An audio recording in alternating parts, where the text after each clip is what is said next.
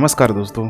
BPSC mains को ध्यान में रखते हुए इंडियन इकोनॉमी के अंतर्गत जितना भी इम्पोर्टेंट प्रश्न है उन सारे ही प्रश्नों का मॉडल आंसर आप लोगों को प्रोवाइड कराई जा रही है, जिसको आप देख के एग्ज़ाम में मैक्सिमम मार्क 38 नंबर का जो सवाल पूछा जाता है यहाँ से आप गेन कर सकते हैं। तो चलिए आज का जो प्रश्न है, भारत की सांस्कृतिक परंपरा में सतत विकास की अवधारणा निहित है। उक्त कथन के आलोक में भारत द्वारा एसडीजी सस्टेनेबल डेवलपमेंट गोल में प्राप्त की गई उपलब्धियों की चर्चा करें, साथ ही बिहार सरकार द्वारा एसडीजी के संदर्भ में की गई पहलों पर टिप्पणी करें। बिल्कुल ही आसान सा प्रश्न है। जिस तरीके से प्रश्न को पूछा जा रहा है उसी के अकॉर्डिंग आपको आंसर राइटिंग करने का प्रयास करना है। जैसे यहाँ पे हम लोग शुरुआत करना है इंट्रो पार्ट से। अब परिचय में चूँकि पूछा जा रहा है यहाँ पे सतत विकास की अवधारणा को लेके एसडीजी कहाँ से शुरुआत हुआ, कब यहाँ पे आया, इसको आप बेहद ही संक्षिप्त में बता सकते हैं। उसके बाद पूछ रहा है कि भारतीय संस्कृति की परंपरा में ये तो पहले से मौजूद है, किस तरीके से पहले मौजूद है। यहाँ पे कुछ हिस्ट्री जैसी बातों को यहाँ पे आपको चर्चा करना होगा। वसुधैव कुटुंबकम हो गया, बुद्ध जैन की अवधारणा में देखेंगे या फिर कृषि जैसी गतिविधियों में देखेंगे। तो यहाँ पे आपको पहले से बताना है कि आखिर सतत विकास की जो अवधारणा है बहुत पहले से किन किन क्षेत्रों में भारत में चली आ रही है। उसके बाद से कह रहा है कि उक्त कथन के आलोक में भारत सरकार द्वारा एसडीजी को प्राप्त करने के लिए कौन कौन सा उपाय किया जा रहा है, कौन कौन सी यहाँ पे उपलब्धियाँ हैं। तो यहाँ पे आपको दिखाना है भारत की उपलब्धियाँ एसडीजी के क्षेत्र में। और लास्ट में चूँकि यहाँ पे बीपीएससी का पेपर है तो बिहार सरकार के द्वारा एसडीजी को प्राप्त करने के लिए कौन कौन सा पहल किया जा रहा है। तो जो भी पहल किया जा रहा है आपको बताने की कोशिश करना है। जो भी करेंट स्कीम है उसकी भी आपको चर्चा करते चलना है। और फाइनली यहाँ पे लास्ट में आपको निष्कर्ष के रूप में यह बताने की कोशिश करना होगा कि ये अभी भी भारत प्रयास कर रहा है, बिहार भी प्रयास कर रहा है। और इन सारे ही चीज़ों को लिखने के बाद आपको एक चीज़ समझ में आ जाएगा कि अभी भी कहीं न कहीं चुनौतियों के रूप में सारा का सारा चीज़ मौजूद है। तो चलिए हम यहाँ पे शुरुआत करते हैं पूरा सतत विकास की अवधारणा को लेके। सतत विकास की अवधारणा, सतत विकास की अवधारणा, इसी को यहाँ पे बोल दिया जाता है एसडीजी सस्टेनेबल डेवलपमेंट गोल। कुल यहाँ पे 17 लक्ष्य यहाँ पे संयुक्त राष्ट्र के द्वारा यहाँ पे निर्धारित किया गया है और इन 17 लक्ष्यों को पूरे विश्व के देशों को यहाँ पे पूरा करना है, जिससे एक शानदार भविष्य का यहाँ पे निर्माण हो सके। वर्तमान पीढ़ियों को सारी ज़रूरतों के अनुसार उनकी आवश्यकताएँ यहाँ पे पूरा हो सके। अब यहाँ पे आया कब, तो आपको ये चीज़ यहाँ पे ध्यान रखना है। 1987 में एक यहाँ पे रिपोर्ट प्रकाशित की गई थी, ध्यान रखिएगा, ब्रटलैंड रिपोर्ट नाम से ही लग रहा होगा। ब्रटलैंड एक व्यक्ति थे, ध्यान रखिएगा, नॉर्वेजियन प्रधानमंत्री थे, ग्रो हरलेम ब्रटलैंड थे। इन्हीं के समय इन्हीं की अध्यक्षता में रिपोर्ट प्रकाशित की गई थी 1987 में। इसीलिए इसको यहाँ पे बोला जाता है ब्रटलैंड रिपोर्ट भी बोला जाता है। अब इस रिपोर्ट का जो उद्देश्य था, कि पूरा का पूरा एक ऐसा साझा भविष्य तैयार करना जिससे कि पूरी की पूरी जो दुनिया है शानदार तरीके से अपनी ज़रूरतों को यहाँ पे पूरा कर सके।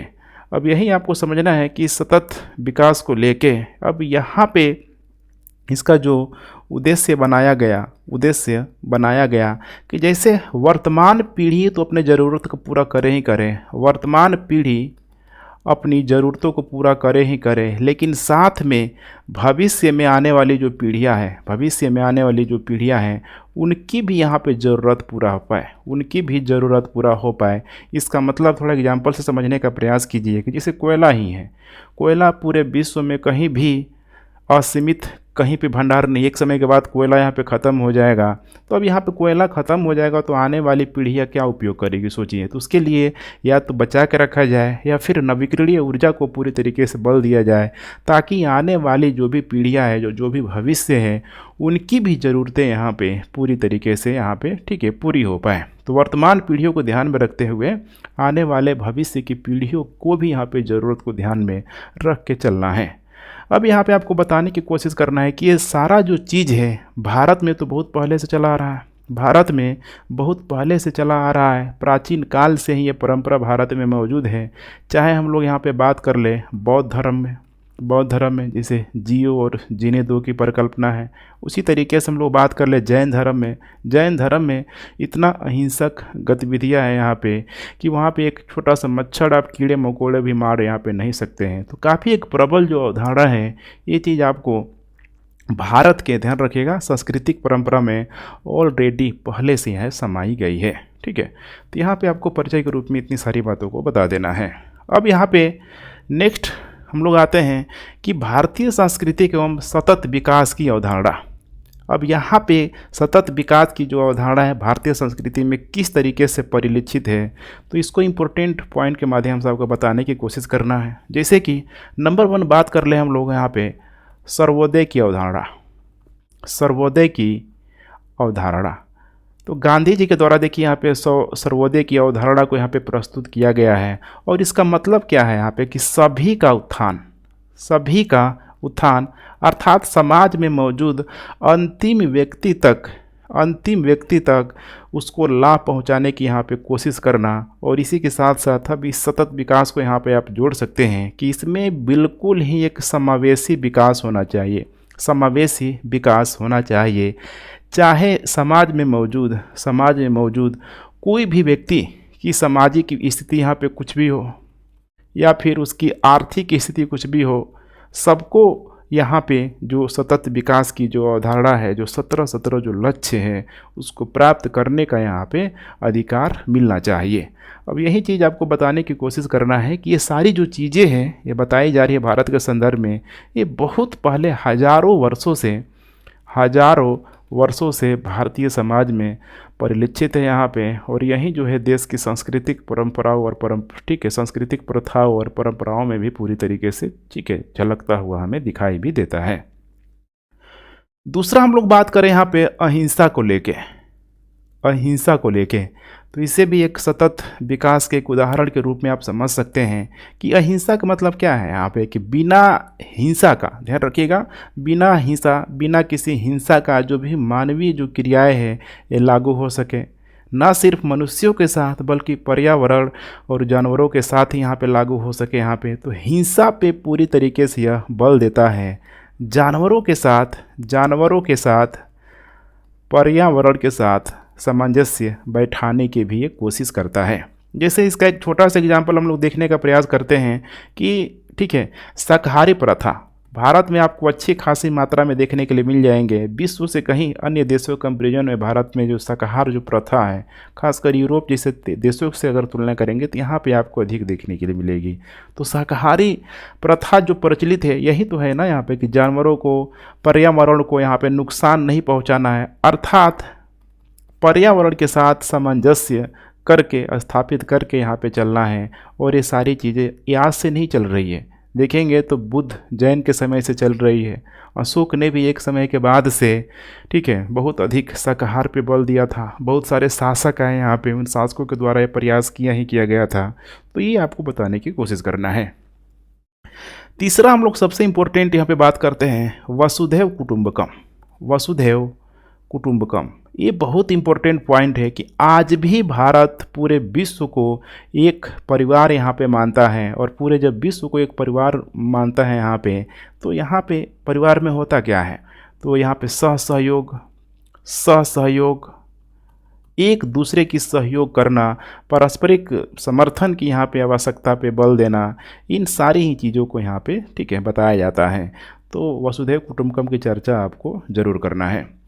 चौथा चीज़ यहाँ पे हो जाएगा, यहाँ पे हम लोग कृषि पद्धतियों की बात कर लें। कृषि पद्धतियों को, तो यहाँ पे भारत की जो पारंपरिक जो कृषि व्यवस्था अगर देखा जाए तो ये बहुत आपको दिखाई देगा इस तरीके से कि ऐसा नहीं है कि बहुत अधिक अभी ही कृषि का इस तरीके से विकास कर लेना कि आने वाले पीढ़ियों के लिए कुछ बचा ही नहीं, माने विकास कर लेना जैसे कि बड़ी मात्रा में खाद उर्वरक बीजों का इस तरीके से प्रयोग करना कि पूरी तरीके से भूमि यहाँ पे नष्ट हो जाए। तो इसके लिए यहाँ पे भारत बहुत प्रयास कर रहा है। जैसे कि नंबर 1 यहाँ पे हो जाएगा फसल चक्र प्रणाली। उसी तरीके से यहाँ पे भारत की जो उर्वरता मिट्टी को बनाए रखने के लिए बहुतायत मात्रा में जैविक खादों का प्रयोग किया जाता है। उसी तरीके से यहाँ पे ध्यान रखिएगा, रासायनिक उर्वरक का जो प्रयोग है काफ़ी कम यहाँ पे कर दिया गया है। रासायनिक उर्वरक का प्रयोग यहाँ पे कम कर दिया गया है, जैविक खादों का प्रयोग यहाँ पे अधिक किया जा रहा है। तो इन सारे ही चीज़ों का परिणाम क्या निकलेगा? इसका परिणाम ये निकलेगा कि वर्तमान में जो भी पीढ़ियाँ है उसकी ज़रूरत पूरा होगी ही होगी, आने वाले पीढ़ियों के लिए भी ये पूरी तरीके से ठीक है बचा रहेगा। तो इसे भी आपको ध्यान में रख के चलना है। तो कुल मिला के आपको यही बताना है कि भारतीय सांस्कृतिक एवं सतत विकास की अवधारणा को लेके सर्वोदय की अवधारणा, अहिंसा, वसुधैव कुटुंबकम, कृषि जैसी गतिविधियों में हमें साफ साफ दिखाई देता है, जो कहीं न कहीं ये भारत की सदियों पहले जो भी सांस्कृतिक परंपरा रही है, विरासत रही है, उसका हिस्सा अभी भी ये कहीं न कहीं किसी न किसी रूप में मौजूद है। अब यहाँ पे आपको नेक्स्ट यहाँ पे बात करना है, इसमें भारत की उपलब्धियाँ क्या है, अर्थात भारत ने किन किन क्षेत्रों में अच्छा काम किया है। तो जैसे यहाँ पे कुछ उपलब्धियों की बात करें, थोड़ा सा ध्यान से देखने का प्रयास कीजिए आप लोग। नंबर 1 यहाँ पे हो जाएगा नवीकरणीय ऊर्जा। नवीकरणीय ऊर्जा अर्थात मैंने बताया था शुरू में कि कोयला का असीमित भंडार तो किसी भी देश में मौजूद नहीं है यहाँ पे। तो कोयला का जब भंडार ख़त्म हो जाएगा तो वर्तमान पीढ़ियों की ज़रूरत यहाँ पे पूरा नहीं हो पाएगी, तो आने वाली पीढ़ियाँ बिल्कुल अंधकार में चली जाएगी। तो नवीकरणीय ऊर्जा के माध्यम से यहाँ पे वर्तमान पीढ़ियों को ध्यान में रखते वाली आने वाली पीढ़ियों को भी ध्यान में रखा जाता है। और इसीलिए यहाँ पे देखेंगे तो चाहे हम लोग बात कर लें सौर ऊर्जा का, इसके साथ साथ पवन ऊर्जा, बायोमास की हम लोग बात कर सकते हैं, बायोमास हो जाएगा, बायोमास की हम लोग यहाँ पे चर्चा कर सकते हैं। तो इन सारे ही स्रोतों का पूरी तरीके से ठीक है भरपूर उपयोग करने का प्रयास किया जा रहा है। और ये सारे स्रोत ऐसे हैं मौजूद है प्रकृति में जो कि कभी ख़त्म होने वाला नहीं है। ठीक है, ध्यान रखिएगा, कभी ख़त्म होने वाला यहाँ पे नहीं है। और वर्तमान में सौर ऊर्जा को लेके अगर भारत की स्थिति देखा जाए तो तीसरा सबसे बड़ा उत्पादक देश के रूप में यहाँ पे मौजूद है। चाहे हम लोग बात कर लें अंतर्राष्ट्रीय सौर गठबंधन को लेके, राष्ट्रीय सौर मिशन सहित, ठीक है, जिसका हेडक्वार्टर ऑलरेडी आप लोगों ने सुना होगा गुड़गांव में मौजूद है यहाँ पे। तो इसकी कहीं न कहीं भारत अगुवाई कर रहा है यहाँ पे, क्योंकि इसकी अगुवाई सौर ऊर्जा को लेके भारत बेहद ही इम्पोर्टेंट रोल प्ले कर रहा है। बिल्कुल ही इक्वेटर के आसपास भारत की भौगोलिक स्थिति मौजूद है, तो भारत इसमें बहुत अच्छा खासा लाभ भी ले रहा है। दूसरा हम लोग बात कर लेते हैं यहाँ पे सतत कृषि को लेके, सतत कृषि को लेके। तो ये सब तब पूरा यहाँ पे अभी मैंने बताया हुआ था, लेकिन अभी देख पा रहे हैं यहाँ पे सतत कृषि को लेके भारत में टिकाऊ कृषि पे बल दिया जाता है। टिकाऊ हो गया, टिकाऊ के साथ साथ जैविक कृषि, और अभी ये वर्तमान में ये सब चीज़ें यहाँ पे चल रहा है, ध्यान रखिएगा। ठीक है, इसके लिए बाकायदा कई सारा मिशन भारत सरकार के चलाया गया है। चाहे हम लोग बात कर लें राष्ट्रीय मिशन का या फिर यहाँ पे परंपरागत कृषि विकास योजना का, परंपरागत कृषि विकास योजना का। तो इन सारे ही माध्यम से सतत कृषि को बनाने का प्रयास किया जा रहा है, जिससे वर्तमान में और आने वाली जो पीढ़ियां हैं इसको अच्छी तरीके से यहाँ पे यूज कर पाए। तीसरा यहाँ पे हो जाएगा अपशिष्ट प्रबंधन। जो भी कूड़ा कचरा का जो प्रबंधन है, अगर अभी प्रबंधन नहीं होगा तो फिर आने वाली पीढ़ियों को हम लोग कूड़ा कचरा दे के नहीं जाएंगे। इसमें भी भारत सरकार अच्छा कार्य कर रही है। भारत ने स्वच्छ भारत अभियान इसके लिए चलाया, भारत ने स्वच्छ भारत अभियान चलाया। इसके साथ साथ अस्थायी अपशिष्ट प्रबंधन प्रथाओं को बढ़ावा देने का यहाँ पे प्रयास किया गया। तो आपको कुल मिला के यही समझना है कि स्वच्छ भारत अभियान के तहत अपशिष्ट का हर तरीके से पूरे देश भर में इसको ठीक है मैनेजमेंट करने का यहाँ पे प्रयास किया गया। उसी तरीके से कुछ और भी उपलब्धियों की बात कर लेते हैं हम लोग। जैसे कि नेक्स्ट हो जाएगा जल संरक्षण को लेके, जल संरक्षण को लेकर भी भारत में बहुत एक लंबी प्रक्रिया यहाँ पे रही है।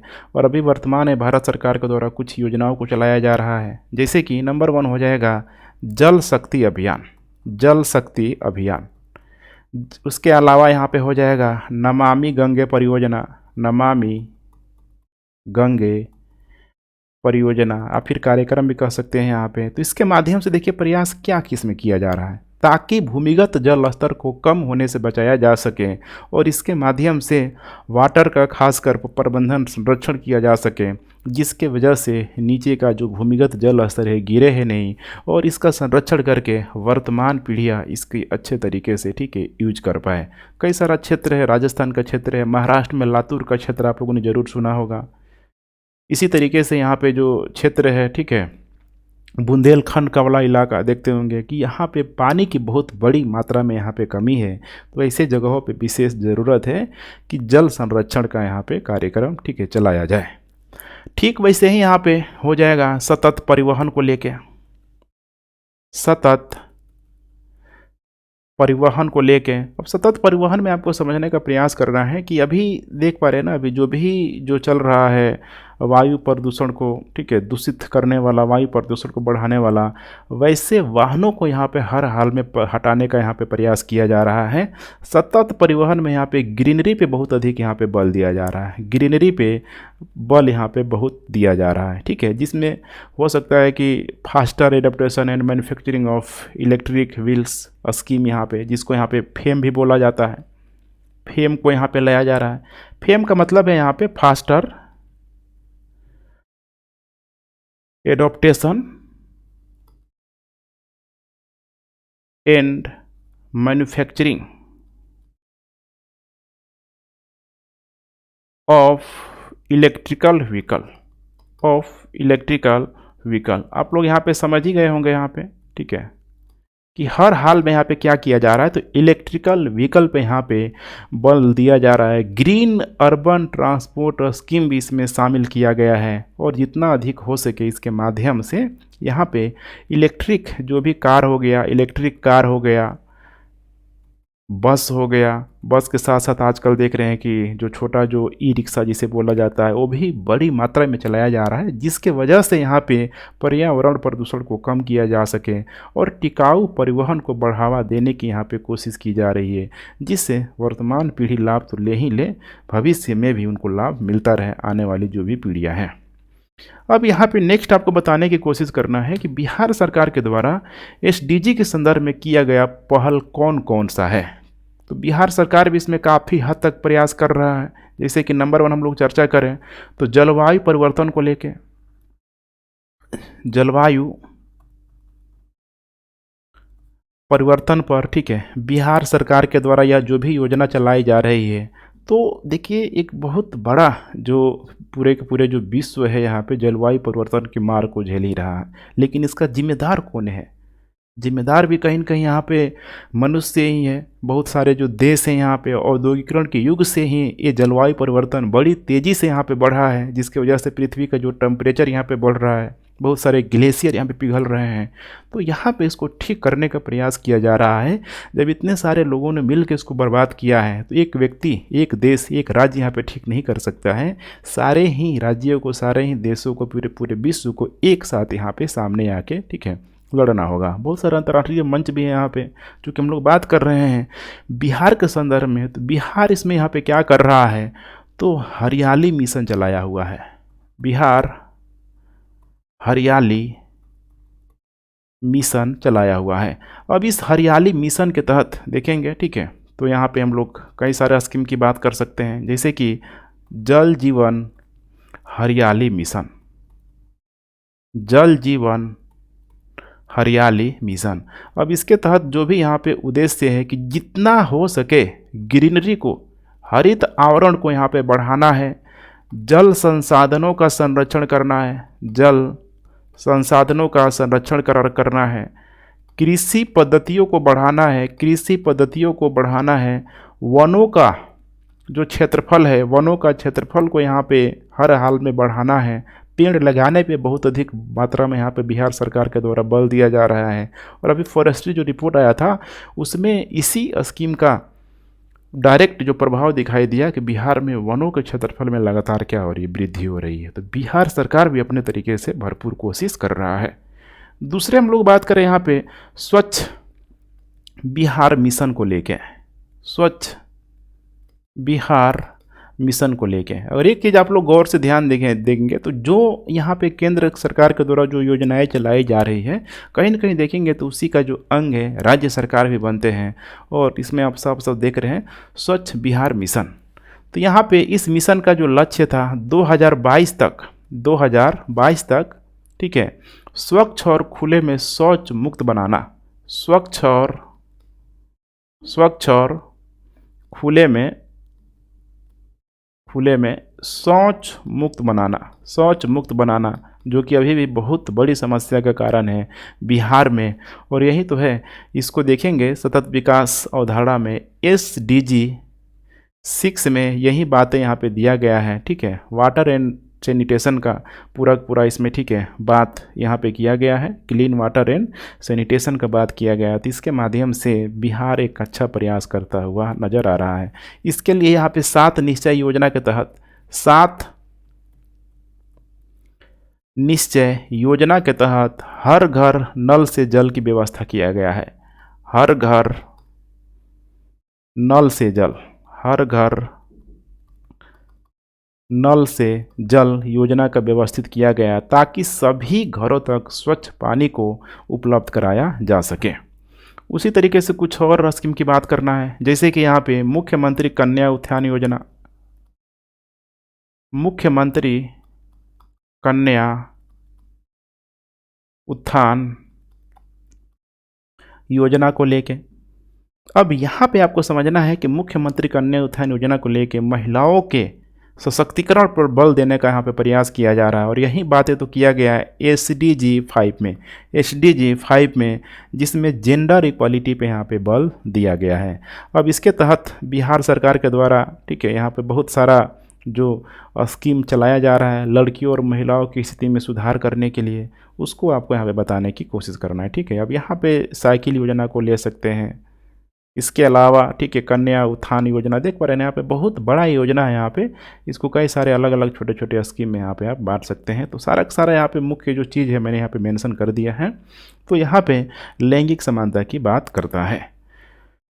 उसी तरीके से यहाँ पे हो जाएगा मुख्यमंत्री ग्राम परिवहन योजना, मुख्यमंत्री ग्राम परिवहन योजना, ठीक है। अब इसका जो उद्देश्य है ग्रामीण क्षेत्रों में सस्ती और सुलभ परिवहन, सस्ती और यहाँ पे सुलभ परिवहन यहाँ पे, ठीक है, प्रदान करवाना। और जैसे कि आपको पता है यहाँ पे, ठीक है, कि इसी के तहत अगर देखा जाए तो अब जो SDG जो 9 है, SDG जो 9 है, जिसमें यहाँ पे बढ़ावा दिया गया इंडस्ट्री इनोवेशन एंड इंफ्रास्ट्रक्चर पे बल दिया गया है यहाँ पे। तो इसके माध्यम से, ठीक है, इसको भरपूर यहाँ पे लाभ मिलेगा ही मिलेगा, ठीक है। तो SDG यहाँ पे ध्यान रखिएगा 9, इसमें उद्योग हो जाएगा, उद्योग के साथ साथ जो भी इनोवेशन है यहाँ पे हो जाएगा नवाचार, और इंफ्रास्ट्रक्चर अर्थात बुनियादी ढांचा को बढ़ावा देने पे यहाँ पे जोर देना है, ठीक है। उसके बाद कुछ और भी चीज़ है, जैसे कि बिहार कौशल मिशन योजना, बिहार कौशल मिशन योजना, ठीक है। तो बिहार कौशल मिशन योजना के माध्यम से यहाँ पे बिहार के युवाओं पे कौशल प्रशिक्षण पे बल दिया जा रहा है, कौशल प्रशिक्षण पे बल दिया जा रहा है ताकि एक स्मार्ट, जो कह सकते हैं कि स्टाफ है, ठीक है, स्मार्ट जो लेबर है वो पूरी तरीके से स्किल्ड होकर निकले और उनकी रोजगार क्षमता में तब जाके पूरी तरीके से वृद्धि हो पाएगी। इसमें भी SDG 8 में आप देखेंगे तो जो भी अभी मैंने बताया था पूरा उद्योग नवाचार इंफ्रास्ट्रक्चर, इसे भी ये पूरा करता हुआ बिहार सरकार नज़र आ रहा है।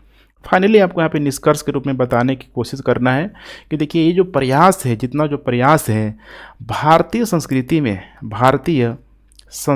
में पहले से ही यहाँ पे पर्याप्त रूप से मौजूद है, लेकिन वर्तमान में यह क्या हो गया, प्रखर हो गया है। अर्थात एक टाइम लाइन फिक्स किया गया है कि एक टाइम लाइन के तहत इसको यहाँ पे कंप्लीट करना है। और इसी प्रखर, ठीक है, योजना को आप कह सकते हैं कि बिहार सरकार बिहार सरकार भरसक यहाँ पे प्रयास कर रहा है इसमें कि इसको यहाँ पे हर हाल में पूरा करना ही करना है। हालांकि आपको बता देना है कि अभी इतनी ही सारे चीज़ों से काम नहीं बनने वाला है, क्योंकि एसडीजी में 17 लक्ष्यों को यहाँ पे पूरा करना है। और अभी इन 17 लक्ष्यों को चाहे हम लोग बात कर ले बिहार सरकार की, चाहे हम लोग बात कर ले यहाँ पे भारत सरकार की, तो यहाँ पे इसके लिए एक बहुत बड़ी चुनौती यहाँ पे साबित होगी। लेकिन ये चुनौतियों को कम किया जा सकता है अगर यहाँ पे लोगों की बड़ी मात्रा में भागीदारी कर दिया जाए। लोग अपने आप को समझे, अपने अधिकारों को समझे और अपने जो तो होता है ना हमारे संविधान में मौलिक कर्तव्य है, उन मौलिक कर्तव्यों को समझे, तो शायद ये चीज़ें बड़ी आसानी से ठीक है भारत भी अचीव कर सकता है। तो इन सारी चीज़ों को आपको बिल्कुल चेक एंड बैलेंस के रूप में दिखाना है। तो ठीक है फ्रेंड्स, अपना आप लोग फीडबैक ज़रूर दें एंड थैंक्स फॉर वॉचिंग। जय हिंद।